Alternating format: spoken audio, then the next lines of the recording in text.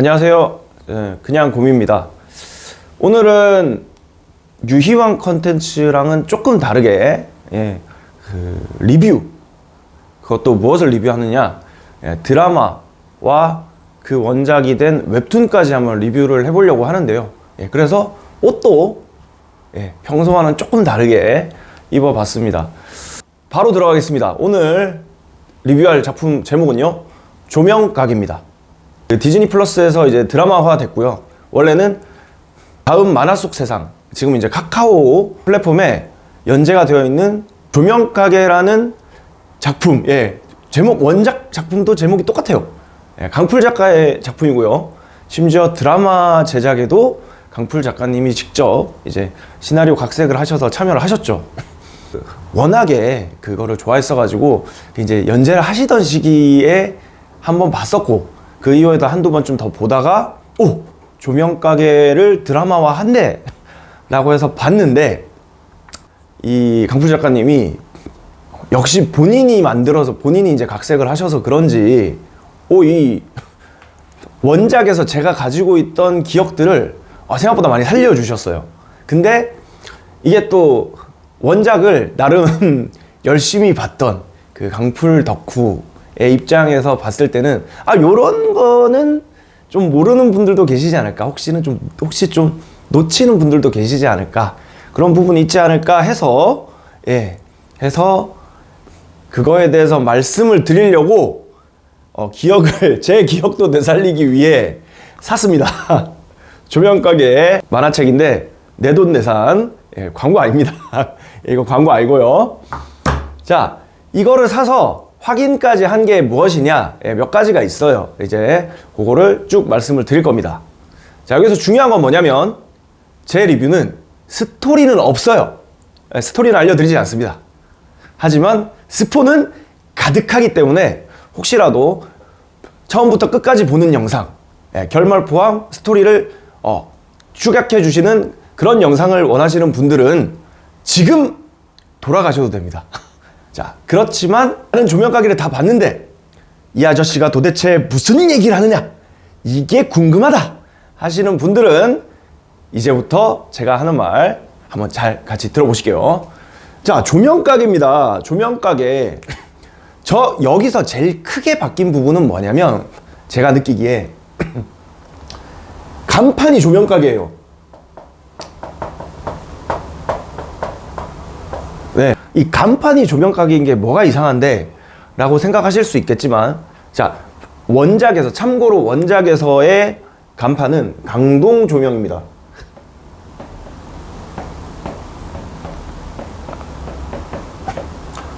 이래 써놓고 보니까 뭔가 미묘하게 위화감이 드는 간판 아닌가요, 이 간판?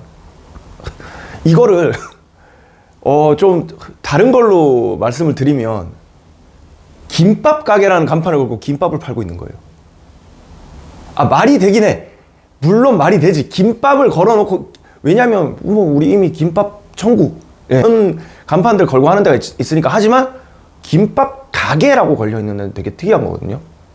차라리 무슨 분식, 제가 어릴 때는 무슨 김밥도 아니었어요. 무슨 분식에 들어가면 김밥을 파는 가게가 있었습니다. 근데 그 원작에서 강동 조명 요거는 굉장히 우리 어떻습니까? 조금 길 지나가다 볼 것 같은 그런 느낌이 있죠. 그래서 저는 요 부분도 되게 어떻게 보면 강풀 작가님이 의도하신 건가 싶었습니다. 왜냐하면 이 원작이 반전을 중시하는 작품이에요. 조명가게라는 작품 자체가. 요거는 이제 조금 사이드로 빠져서 말씀을 드리자면, 별 얘기를 다 한다, 그죠? 강풀 작가님의 작품은 크게 세 가지로 이제 분류가 됩니다. 강풀의 순정 만화, 강풀 작가님의 작품 내부에 세 가지 장르가 있다고 보시면 돼요. 그리고 강풀의 액션 만화,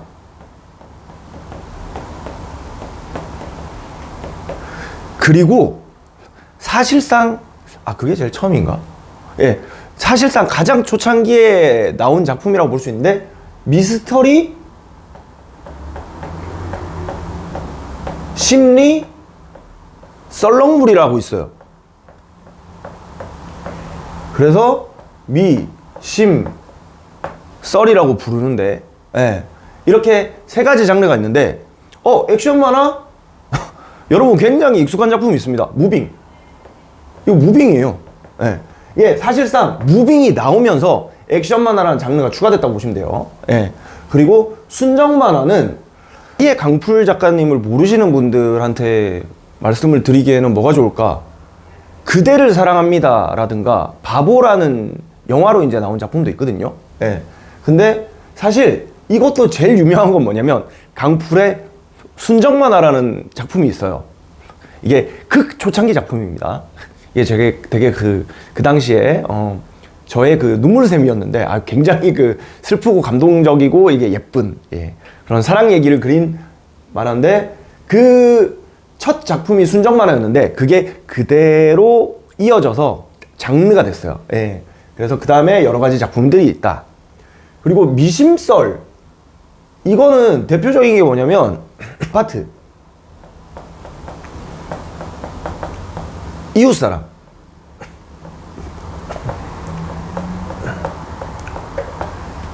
아파트는 솔직히 말씀드릴게요, 영화가 망했기 때문에 모르시는 분들 꽤 계실 거거든요. 근데 이웃사람은 여러분 그 장면 아시잖아요. 하나 둘 셋 넷 다섯 여섯 6학년이냐? 알죠? 그거야. 이런 약간 이웃사람 보면 뭐예요? 이게 귀신이 나오는 거죠. 예. 아파트도 귀신이 아파트도 귀신이 나오거든요. 귀신이 나온다. 그리고 이번에 조명가게도 미스터리 심리 썰렁물인데, 조명가게에 뭐 나와요? 귀신 나와요. 예. 그러니까 이 크게 나누면 순정 만화, 액션 만화, 무빙, 미스터리 심리 썰렁물, 귀신, 이렇게 생각하시면 돼요. 자, 이제 이렇게 정리했으니까 다시 들어가 볼게요. 자, 아까 얘기로 다시 돌아갑니다. 조명가게라고 쓴 거 자체가 굉장히, 그러니까 강동 조명은 일상적인 느낌이죠. 근데 조명가게는 위화감이 좀 있는 느낌이에요. 요새 제가 길을 잘 안 다녀서 그런가 이런 느낌의 간판을 잘 못 보긴 했거든요, 저는. 네. 근데 자, 이제 반전 얘기를 했잖아요. 왜 반전 얘기에서 이 간판이 중요하냐면, 강동 조명이라고 적혀 있는 가게가 사람 다니는 가게가 아니라는 게 밝혀지는 순간 저는 진짜 온몸에 소름이 돋았어요. 여기가 쭈뼛해지면서. 네. 근데 이번에는 사실 굳이 그 정도까지의 반전은 필요 없었죠. 네. 왜? 원작도 있고 이미 솔직히 조명가게, 강풀의 조명가게가 드라마화 할 겁니다라고 말하는 순간 찾아봤잖아요. 그지? 그렇기 때문에 굳이 그 정도까지의 반전은 필요 없었다. 예. 그래서 저는 오히려 약간 그런 연출을 하신 게 아닌가. 예. 그리고 그 연출의 일환으로 저는 이번에 주지훈 배우님이 맡으셨던 원영이라는 캐릭터도 결국은 그 분위기에 같이 이제 좀 연출을 위해서 그렇게 캐스팅을 하고, 물론 캐스팅 감독님이 하셨겠지만, 예, 캐스팅도 하고 하셨던 게 아닌가 싶어요. 왜냐면 원래 강동조명의 주인 아저씨는 굉장히 약간 평범한 느낌의 아저씨. 배우로 치면 지금 잘 생각이 안 나네요. 주지훈 배우를 캐스팅했다는 거는 이 주지훈 배우가 가지고 있는 이미지, 분위기, 이런 걸로 거기에 이 위화감 느껴지는 조명가게라는 간판, 심지어 드라마 보신 분들은 알겠지만 이 조명가게 간판이 있잖아요. 어떤 식이냐면 하얀색 간판에 그게 고딕인가요? 고딕인지 뭔지 이 또박또박한 글자로 조명가게 이렇게 박혀 있어. 그 분위기의 간판을 가진, 해필 어두운 골목 끝 끝에 있는 그 가게에 들어갔더니 주지훈 배우가 선글라스를 끼고 코트를 입고 어서 오세요라고 말을 한다? 아, 첫 분위기부터 느껴지잖아요. 평범한 데는 아니야. 예. 평범한 데는 아니야. 라는 말을 해주고 있죠. 저는 일단 이게 엄청 크게 달라진 점이라고 생각을 했습니다. 예. 자, 그러면 이거 말고 지금부터 말씀드릴 거는 좀 저는 궁금한 것들이 좀 그 첫 번째가 뭐냐면 고등학교입니다.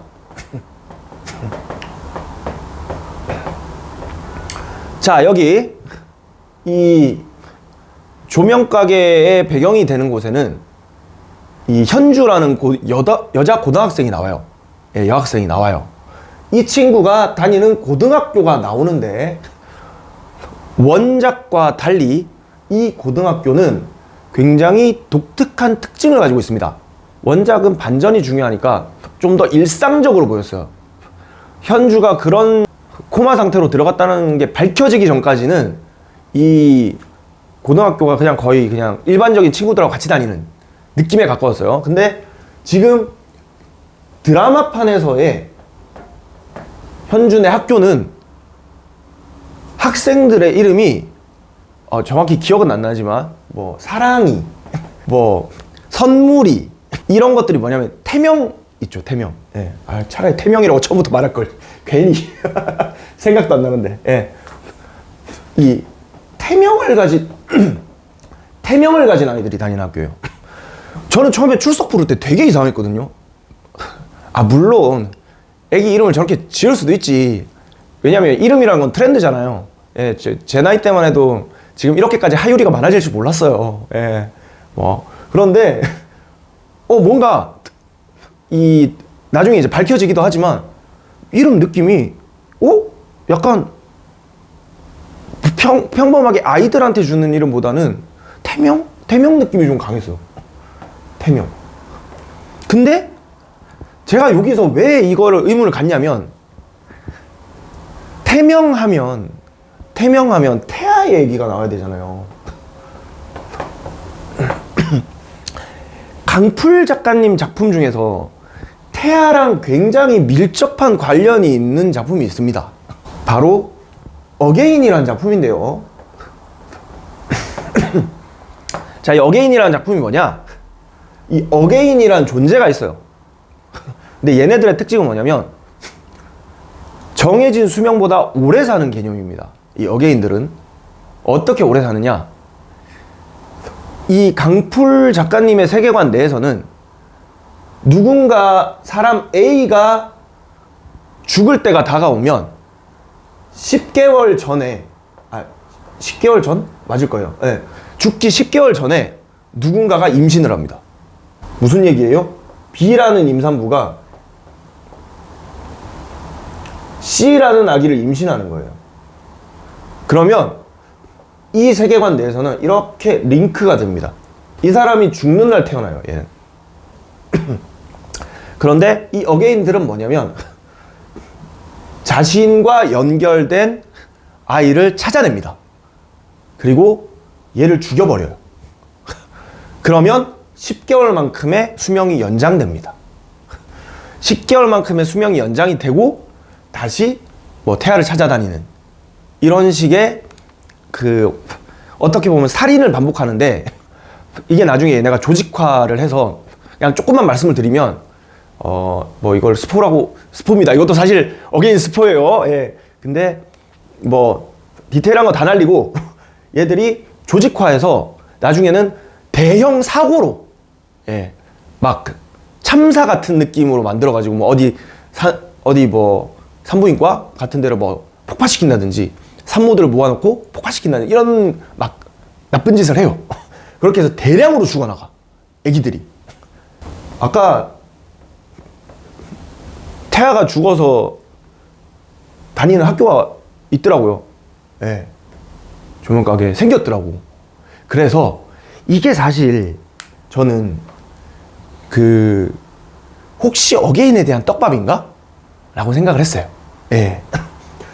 근데 또 이거를 그냥 작품 내에서만 해결을 하겠다라고 하면 아예 또 해결할 방법이 없진 않은 게, 이게 이제 다음 얘기로 다룰, 이제 바로 다음 주제에 제가 얘기할 형사님이 나오죠. 예. 이 형사님이 유산을 했어요. 정확히는 형사의 아내분이 유산을 한 거죠. 예. 유산을 했으니까 이 형사가 좀 더 이 세계관에 좀 더 뭐랄까 책임감을 느끼게 해주는 장치인가? 그런 장치인가? 라는 생각도 들긴 하지만, 사실 이렇게 거대한 태명으로 불리는 애들이 한 반 이상이 다 있는 이런 걸 만들어 놓고 그 장치로만 쓰기에는 조금 아깝지 않나.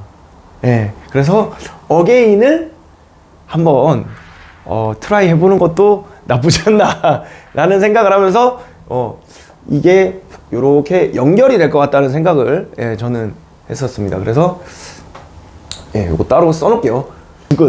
죽은 태아가 다니는